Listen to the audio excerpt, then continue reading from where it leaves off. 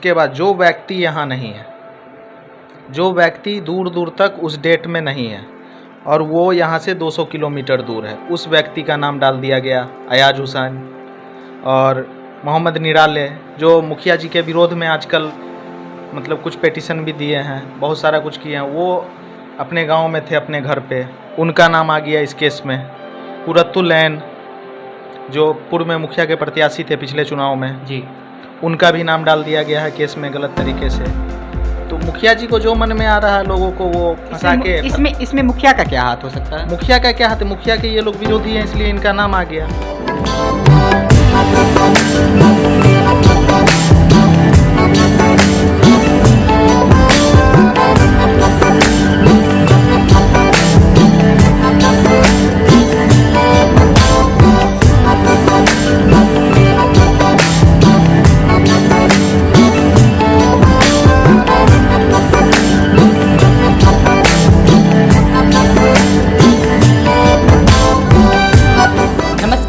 आप सभी को सत्ता सियासत में स्वागत है। मेरे साथ आप लोग देख रहे हैं डुमरी पंचायत के पूर्व मुखिया जी जो थे, उनका पुत्र मेरे साथ उपस्थित हैं। हम इनसे बातचीत करवाएंगे। डुमरी पंचायत में 5 साल जो मुखिया जी अभी रहे हैं, उनका कार्यकाल खत्म हो गया है। वो 5 साल में क्या सब काम किए हैं अपने क्षेत्र में, बातचीत करने के लिए मेरे साथ ये उपस्थित है। हम इनसे बातचीत करवाएंगे और सबसे पहले इनका परिचय ले लेते हैं। आपका क्या नाम हुआ? मेरा नाम अमजद शमीम लाडले जी। आपका पापा का नाम क्या हुआ? मेरे पिता का नाम मोहम्मद शमीम जो पूर्व मुखिया हैं डुमरी पंचायत के। आपके पिताजी जो थे वो 5 साल में क्या सब विकास किए थे आप अपने क्षेत्र? विकास उनसे जितना बन पाया, 5 साल नहीं 10 साल वो विकास किए हैं लोगों का जी। 5 साल मेरे पिताजी मुखिया रहे हैं, 5 साल मेरी माँ मुखिया रही है जी। जहाँ तक बन पाया लोगों का हम लोग सेवा किए हैं और आगे भी करते रहेंगे। तो उसके बाद फिर आप लोग हार चुके थे ना, इससे पिछले बार इलेक्शन चुनाव में हम दूसरे स्थान पे थे जी। तो ये मुखिया जी जो अभी थे वो क्या सब विकास किया आपके क्षेत्र में? क्या विकास किए हैं वो तो आप देख के ही आए हैं जी। पता लगा था, आप हमारे क्षेत्र में घूम रहे थे जी, तो उससे आपको खुद अंदाजा हो गया होगा कि क्या स्थिति है पंचायत का, नल जल योजना का क्या हाल है, आवास योजना का क्या हाल है। तो नल जल योजना में देखे आपके बगल में ही डुमरी पंचायत में ये बलिया गाँव पड़ता है, बलिया गाँव में हम लोग गए थे। बलिया हमारा पैतृक गाँव जी। तो बलिया हम लोग गए थे तो वहाँ पे देखे जो नल जल योजना नीतीश कुमार का जो ड्रीम वर्क था, जिसको वही यही बोल सकते हैं, वो था ही उनका। वहाँ पे देखे जो वो जो नल जल योजना था, वहाँ पे पैप जो था सो वैसे ही बाहर में निकाल के छोड़ दिया गया था। उसको रोड को तोड़ के साइड से पैप निकाल, वो रोड कौन बनाए थे वहाँ पे?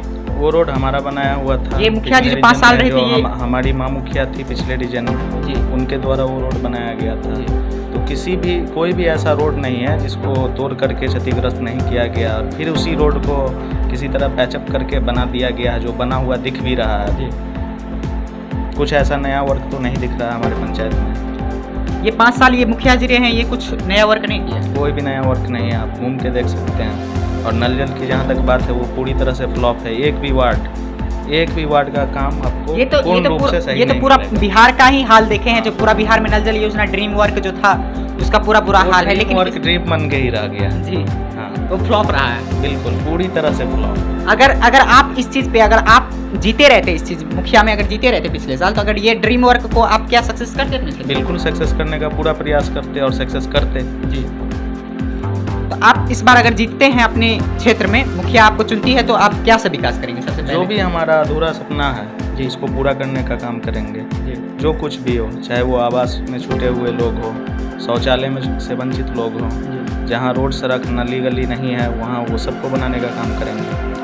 आपके पंचायत में वार्ड नंबर 1 में हम लोग गए थे तो वहाँ पे देखे जो कुछ लोग ऐसे थे जो मैथिली भाषा में जे यहाँ से गोटा कहे छी जो तो कह लेते रहे जो डंटा लेके मारबे वोट नहीं देबे एबेर, जी कि यहाँ से गोटा वीडियो में दिखाओ। वहाँ पे ये चीज़ देखे थे हम लोग, जो वहाँ पे बोले डंटा लेके मारेंगे जो मुखिया जी अब इस बार वोट मांगने के लिए आएंगे। तो उस क्षेत्र में क्या विकास नहीं हुआ क्या? वो तो आप जनता के आक्रोश से ही समझ सकते हैं कि जब जनता इस तरह से आक्रोशित है जी कि मुखिया को, एक मुखिया जो बहुत बड़ा पद होता है पंचायत के लिए, उसके बारे में लोग इस तरह का आपत्तिजनक भाषा का उपयोग करते हैं, तो आपको खुद समझ में आ रहा होगा क्या स्थिति है मुखिया जी का जी। तो अगर उस क्षेत्र में आप इस क्षेत्र से जीतते हैं तो उस क्षेत्र के लिए क्या काम करेंगे? उस क्षेत्र के लिए हम उस क्षेत्र के लिए विशेष रूप से जो भी हमसे बन पाएगा अच्छा से अच्छा करने का कोशिश करेंगे, चाहे वो रोड हो, सड़क हो, नाला हो, स्कूल हो, आंगनवाड़ी हो, हर एक चीज़ में हम पूरी तरह से अपना योगदान दें। और ये शिक्षा के लिए कितना काम कीजिएगा? शिक्षा के लिए भी शिक्षा होनी चाहिए। शिक्षा का जो हाल है वो तो जग जाहिर है, बिहार में जो स्थिति है शिक्षा का। जी, आप लोग मुखिया नहीं थे आपके क्षेत्र में, वहाँ पे ये एक गांव है बलाट जो आपकी के पंचायत में पड़ता है, वहाँ पे हम लोग गए थे तो बाढ़ का दुर्दशा, जो वहाँ पे थोड़ा भी बारिश होता है तो बाढ़ लगभग में आ जाता है, वहाँ पे देखे थे हम। कुछ लोग को देखे वहाँ पे रोड पे जो है सो घर बना के वहाँ पे वो लोग रहते हैं अभी भी, जो कि बाढ़ का सीजन खत्म हो गया है। यहाँ पे कैसे रह रहे थे? रोड पे झोपड़ी बना के प्लास्टिक डाल के वो लोग रह रहे हैं। हाँ, तो वो प्लास्टिक के बारे में उन लोगों ने क्या कहा? वर्तमान मुखिया जो जी ने उन लोगों नहीं, को वो ये प्लास्टिक चीज में बताए कराया वहाँ क्या? पे नहीं, वो ये चीज बताए वहाँ पे जो मुखिया जी अभी थे हाँ। उस क्षेत्र के, वो बोल रहे जो हम लोग को अभी तक देखने के लिए भी नहीं आया वो हाँ। लोग। तो वहाँ पे प्लास्टिक क्या, वो उसके लिए बोले जो पूर्व मुखिया जी थे, शायद आपके हाँ। पापा थे, तो वो जी बिल्कुल, हम लोगों ने पूरे ब्लाट में एक व्यक्ति को बाढ़ के समय में प्लास्टिक देने का काम किया था, अभी पद पे न रहते हुए भी। जी। कोविड में जहाँ तक हमसे बन पाया, जी चाहे वो राशन हो, पैसा से मदद हो, हर कुछ हमने किया। मदद किए थे। मास्क, सैनिटाइजर, सब कुछ। जी। तो अभी कोरोना वायरस अब तीसरा लहर भी आने वाला है, तो इसके लिए जनता को क्या बोलेंगे आप? अपने पंचायत के लिए नहीं, पूरा बिहार में ही क्या बोलेंगे इस चीज़ के लिए? जनता को यही बोलेंगे कि जो कोरोना गाइडलाइन का है उसका पालन करें। जी, मास्क, सैनिटाइजर, लोगों से दूरी बनाकर रखें। जितना कम से कम हो बाहर निकले वो। हाँ, बाहर एकदम नहीं निकले बिना ज़रूरत का। जी। तो इस बार इलेक्शन पंचायत चुनाव होने वाला है, तो उसमें क्या आप ये बोलना चाहेंगे अपने मतलब जो पंचायत चुनाव में जो भी प्रतिनिधि खड़ा होते हैं तो वो जुलूस निकालते हैं, तो ये चीज़ तो अभी नहीं अलाउ होना चाहिए, क्योंकि इसमें जो है कोरोना वायरस जिनको रहता है ये चीज़ तो फैलता है, कोविड-19, तो इस चीज़ से बचने के लिए आप बोलेंगे? जी बिल्कुल बोलेंगे, जैसा हमारे राज्य निर्वाचन आयोग का आदेश होगा जी, उसका हम लोग पालन करेंगे। साथ ही साथ आदर्श आचार संहिता का पूरी तरह से हम लोग पालन करेंगे। में जो मुखिया प्रत्याशी शक्ति झा जो बलिया के हैं, जो मेरे चैनल पे आए थे, वो मुखिया जी के बारे में बोले जो हम लोग को धमकी मिला था, तो ये क्या बात सही है कि गलत है? धमकी, ये तो जग जाहिर है। जी हमारे पंचायत का एक एक जनता जान रहा है कि किस तरह से मुखिया जी लोगों को, जी जो उनका विरोध करता है, चाहे वो कोई भी मुखिया प्रत्याशी हो जी या फिर आम पब्लिक हो, जो उसका विरोध करता है या उसके बारे में कुछ लिखता है या कुछ कहना चाहता है, मुखिया जी तुरंत तो उसको फ़ोन घुमाते हैं, मैसेज करते हैं, डराते हैं, धमकाते हैं। उससे भी नहीं होता है तो किसी भी तरह जी पदाधिकारियों को भ्रमित करके जी झूठा मुकदमा करवा देते हैं। ये सब तो मेरे पंचायत में पिछले 4-5 सालों से चलता आ रहा है, जिसके विरुद्ध हम लोग कई बार कंप्लेन कर चुके हैं, लेकिन यहाँ तो नीतीश जी के राज में कंप्लेन को कोई सुनने वाला है नहीं। जी अफसरशाही पूरी तरह से चरम पे पहुँचा हुआ। ये नीतीश जी पे क्यों चलेगी? नीतीश जी वो तो आप जान ही रहे हैं किस तरह से अफसर को के पास आप अगर किसी चीज़ का गुहार लगाते हैं, उस चीज़ का निदान करना चाहिए, तो हम किसको बोलेंगे? जी वो तो लोकल स्तर की चीज़ नहीं है जो हम यहाँ पे किसी नेता को जिम्मेदार ठहराएंगे। जी उच्च स्तरीय बात है, तो नीतीश जी को नहीं बोलेंगे तो किसको बोलेंगे? और रही बात कल परसों का मामला है, एक हमारे बस स्टैंड में जी एक महिला पुलिसकर्मी जो किसी वृद्ध पे लाठी चला रही थी, तो कुछ लोग वहाँ पे गए उसकी मदद करने के लिए। इसी बीच हमारे गांव के वो भी शायद मुखिया प्रत्याशी हैं, वो गए थे उस महिला का बीच बचाव करने। तो उनके साथ हुआ क्या कि वो गए, लेडीज़ पुलिस को पूछने लगे कि आप इस महिला को क्यों मार रहे हैं, आपको मारने का अधिकार किसने दिया, वृद्ध औरत को, वो भी बीच बाज़ार में। तो वो महिला इनके साथ कुछ बोली या कुछ बदतमीजी करने लगी, तो ये साइड में खड़े होकर वीडियो बनाने लगे। तो ये जब वीडियो बनाने लगे तो फिर और भी लोग जो ज़्यादा आक्रोशित हो गए, वो जाके महिला पुलिसकर्मी के साथ बदतमीजी कर बैठे। इसके बाद हुआ क्या, सब लोग भाग गए। ये इनका दुकान है वहाँ पे बस स्टैंड में, हिंदुस्तान ड्रग एजेंसी के नाम से दवा का दुकान है। ये अपने दुकान में बैठ के जाके ये सोचे हम तो कोई गलती किए नहीं, हम क्यों भागे।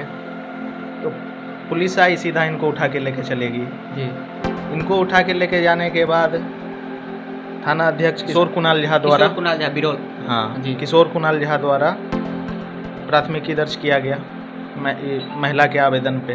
महिला पुलिस ये चीज तो हम लोग भी देखे, वीडियो बहुत ज्यादा वायरल हो रहा है, उसका वीडियो वायरल हो रहा है, वही उसी की बात कर रहा हूँ। पुलिस गार्ड जो है उनको धकेल दिया भी गया है, तो ये चीज तो सही नहीं लगा। कितना सच्चाई ये तो हम नहीं बता सकते, ये जी मिथिला कुछ नहीं इसका बता सकता। हुआ क्या आगे, ये तो चलिए वो वहाँ पे प्रेजेंट थे, लेकिन घटना में तो शामिल नहीं थे। जी फिर भी आप इनको आप दोषी ठहराएं, 1 मिनट के लिए पब्लिक थोड़ा सा ये हो जाएगा, लेकिन उसके बाद जो व्यक्ति यहाँ नहीं है, जो व्यक्ति दूर दूर तक उस डेट में नहीं है और वो यहाँ से 200 किलोमीटर दूर है, उस व्यक्ति का नाम डाल दिया गया अयाज हुसैन और मोहम्मद निराले, जो मुखिया जी के विरोध में आजकल मतलब कुछ पेटिशन भी दिए हैं, बहुत सारा कुछ किए हैं। वो अपने गांव में थे, अपने घर पे, उनका नाम आ गया इस केस में।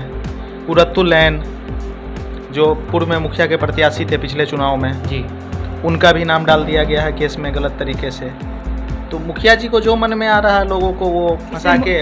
इसमें मुखिया का क्या हाथ हो सकता है? मुखिया का क्या हाथ है? मुखिया के ये लोग विरोधी हैं, इसलिए इनका नाम आ गया।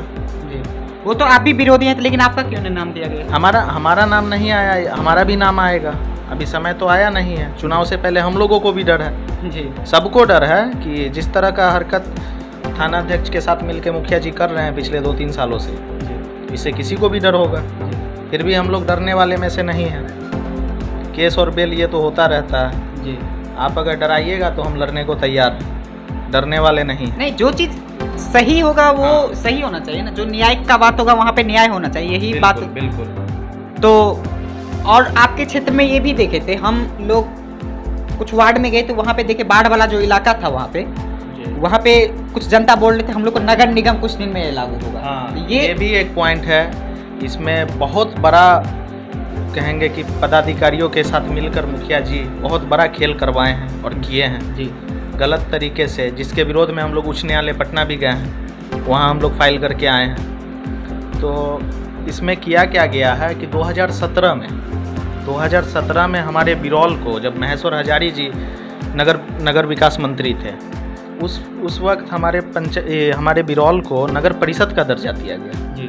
नगर परिषद में लिया गया हमारे पंचायत से वार्ड नंबर 1 से 6, जिसमें 1 नंबर को आंशिक लिया गया था और 2 से 6 पूर्ण जी। 7 नंबर को नहीं लिया गया, जो बलाट है जिसकी बात अभी कर रहे हैं, और 8 नंबर वार्ड को लिया गया था।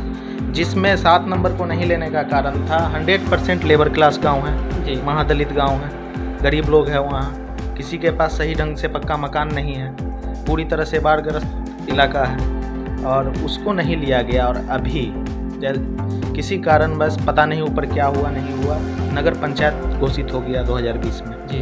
तो इसमें सरकार का निर्देश है, जिस पे महामहिम राज्यपाल का भी हस्ताक्षर है।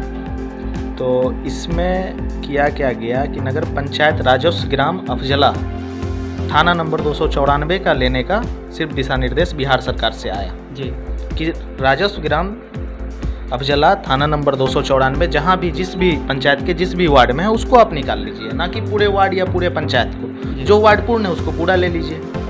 तो हमारा जो बलाट गांव है वो उसका राजस्व ग्राम 4 है जी, जिसमें राजस्व ग्राम बलिया, राजस्व ग्राम डुमरी, राजस्व ग्राम पोखराम, राजस्व ग्राम लधो, ये 4 राजस्व के ज़मीन में ये गांव आता है बसा हुआ है जी जो पूर्ण रूप से अफजला नहीं है, जी। जिसमें राजस्व ग्राम अफजला थाना नंबर 294 का भी कुछ अंश है।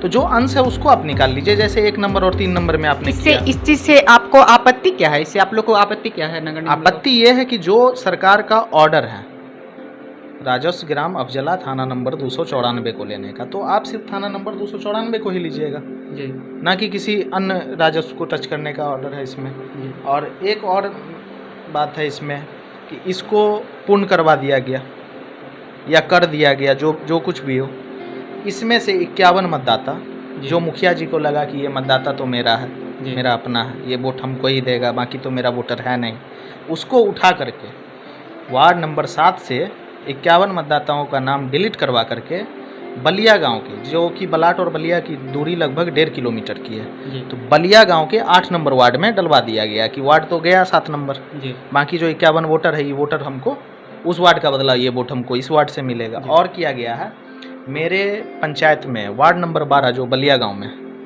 और जिसका राजस्व ग्राम बलिया थाना नंबर 293 है, उस वार्ड में भी कुछ आंशिक है जो 35-40 वोटर राजस्व ग्राम अफजला को है, तो उसको भी अंश करके 35-40 वोटर को लेना चाहिए था। तो इसमें किया क्या गया है कि मेरे 12 नंबर को साजिश के तहत पूर्ण कर दिया गया कि वार्ड नंबर 12 राजस्व ग्राम बलिया में जो है वो पूर्ण राजस्व ग्राम अफजला का है। तो ये कह देने से तो हो नहीं जाएगा, जिसके विरोध में हम लोग कई बार आपत्ति दी है लेकिन नहीं सुना गया। फरवरी से हम लोग लगातार आपत्ति देते हुए आ रहे हैं, आवेदन देते हुए आ रहे हैं, जिस पे बस रिसीविंग करके साइन करके दे दिया जाता है। जी। और इसमें एक चीज़ और किया गया जो इस बात को का प्रमाण देता है कि ये साजिश है। जी। वार्ड नंबर 12 को पूर्ण लिया गया और वार्ड नंबर 12 में से 75 एक कम्युनिटी का चुनिंदा मतदाताओं को डिलीट करके वार्ड नंबर 12 से वार्ड नंबर 11 और 10 में जोड़ दिया गया लाके, और बाकी वार्ड नंबर 12 को पूर्ण रूप से राजस्व ग्राम अफजला थाना नंबर 294 में दर्शा दिया गया। जबकि पिछले रीजन में जब हमारी माँ मुखिया थी आरा शबनम, उस रीजन में 12 नंबर वार्ड में इर वाहिद अली प्राथमिक विद्यालय चौपालटोल बलिया जो 12 नंबर में जिसको ज़मीन नहीं था, वार्ड नंबर 12 में वो स्कूल इधर उधर चल रहा था, तो गांव के और कुछ लोगों ने, और जिसमें मेरे पिता पूर्व मुखिया मोहम्मद शमीम ने अपना निजी ज़मीन डोनेट करके उसमें स्कूल बनाया, और वो स्कूल वार्ड नंबर 12 में है। और वार्ड नंबर 12 का वो मतदान केंद्र भी है। जी। वार्ड नंबर 12 का वो मतदान केंद्र, और उस ज़मीन का पेपर भी ये कहता है कि हम राजस्व ग्राम बलिया थाना नंबर 293 में। जी। फिर भी उसको पूर्ण रूप से काट करके राजस्व ग्राम अफजला में डाला जा रहा है। अब इस चीज़ में कितना सच्चाई है और कितना झूठ है, ये तो मुखिया जी के पास भी हम लोग जाएंगे, हम अपना सोच लाने के लिए सत्ता सियासत के, और कितना सच्चाई है कितना झूठ है ये तो वो मुखिया जी भी बताएंगे क्या है।